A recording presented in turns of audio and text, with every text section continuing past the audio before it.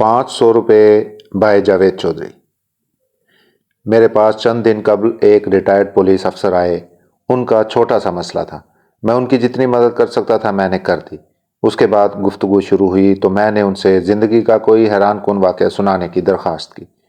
میری فرمائش پر انہوں نے ایک ایسا واقعہ سنایا جس نے مجھے ہلا کر رکھ دیا، اور میں نے سوچا مجھے یہ آپ کے ساتھ بھی شیئر کرنا چاہیے۔ پولیس افسر کا کہنا تھا میں 1996 میں لاہور میں ایس ایچ او تھا۔ میرے والد علیل تھے، میں نے انہیں سروسز اسپتال میں داخل کرا دیا۔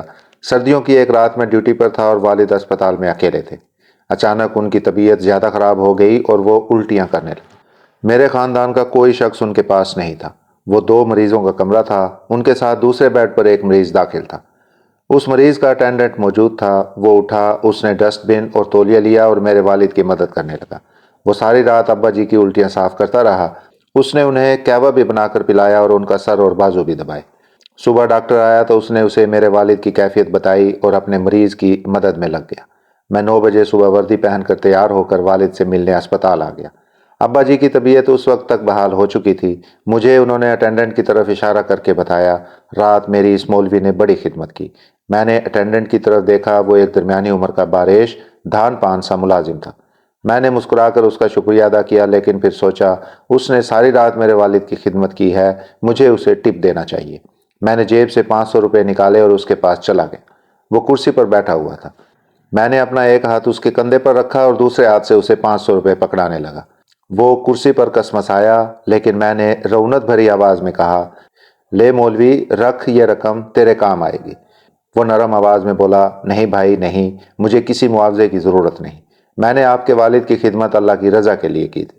میں نے نوٹ زبردستی اس کی جیب میں ڈال دیے۔ اس نے واپس نکالے اور میرے ہاتھ میں پکڑانا شروع کر دیے، جبکہ میں اسے کندھے سے دباتا جا رہا تھا اور اصرار کر رہا تھا۔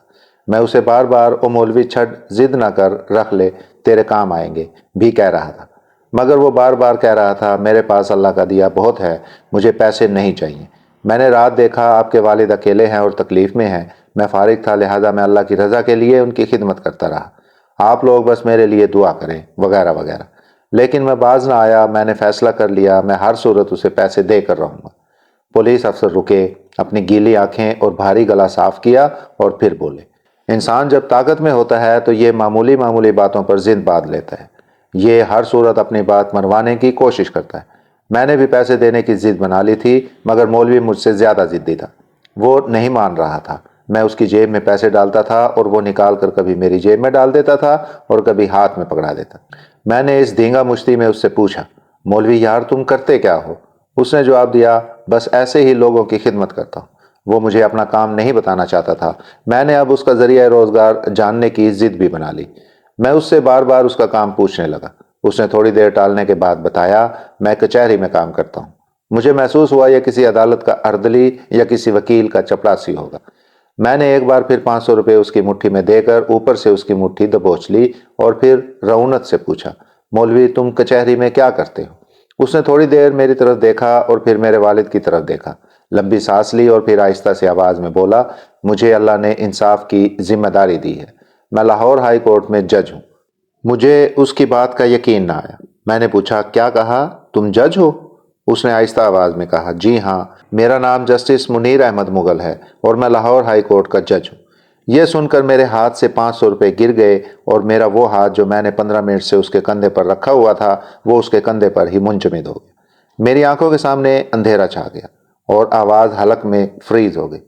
مجھے سمجھ نہیں آ رہی تھی میں اب کیا کروں۔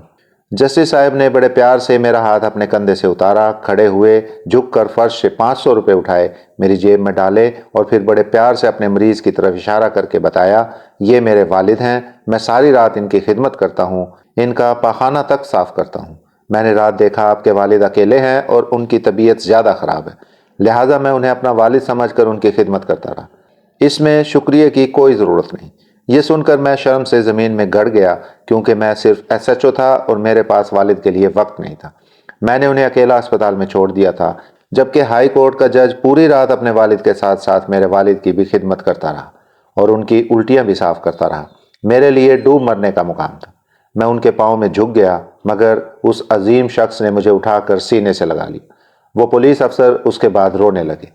میں نے ان سے پوچھا کیا آپ کی اس کے بعد جسٹس صاحب سے دوبارہ کبھی ملاقات ہوئی؟ وہ روندھی ہوئی آواز میں بولے بے شمار۔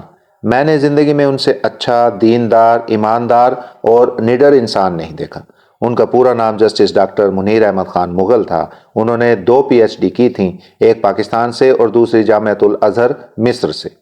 دوسری PhD کے لیے انہوں نے باقاعدہ عربی زبان سیکھی تھی۔ انہوں نے اس کے علاوہ ملکی اور بین الاقوامی قوانین پر 24 کتابیں بھی لکھی تھیں۔ وہ ان تمام کاموں کے ساتھ ساتھ تیزی سے مقدمات نپٹانے میں مشہور تھے۔ چیف جسٹس جس مقدمے کا فوری فیصلہ چاہتے تھے وہ مقدمہ جسٹس منیر مغل کی عدالت میں لگ جاتا تھا۔ میں خاموشی سے سنتا رہا۔ پولیس افسر کا کہنا تھا جسٹس صاحب غریب خاندان سے تعلق رکھتے تھے، LLB کے بعد مجسٹریٹ بھرتی ہو گئے، محنت کی عادت تھی، مجسٹریٹی کے دور میں ان کے پاس کام کم ہوتا تھا، لہٰذا انہوں نے عدالتی فیصلے کی بیک پر کلمہ لکھنا شروع کر دیا۔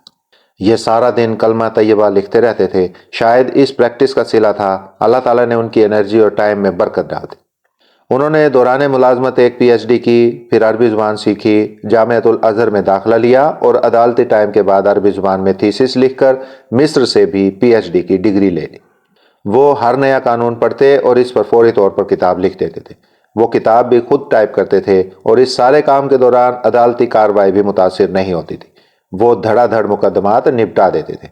انہوں نے پوری زندگی اپنے والد کی خدمت خود کی۔ ان کا بول و براز تک خود صاف کرتے تھے۔ والد زیادہ بیمار ہوئے تو ان کے بیڈ پر پاؤں کے قریب گھنٹی کا بٹن لگا دیا اور گھنٹی اپنے کمرے میں رکھ لی۔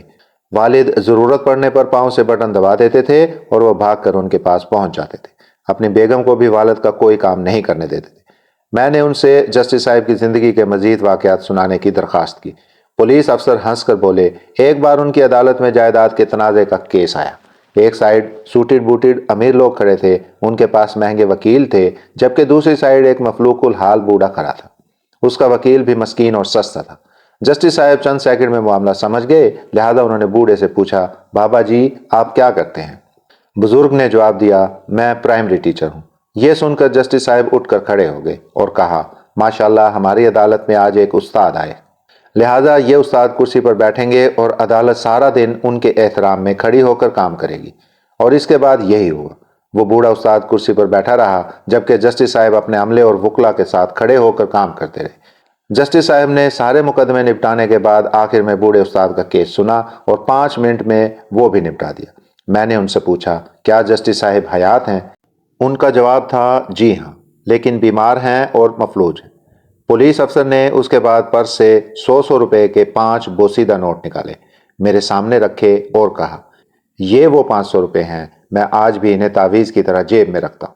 میں نے نوٹ اٹھائے، انہیں بوسہ دیا اور اسے واپس پکڑا دی۔ اس نے بھی وہ چومے اور دوبارہ پرس میں رکھ لیے۔ وہ واقعی تعویذ تھے، انہیں ایک اصلی انسان نے چھوا تھا۔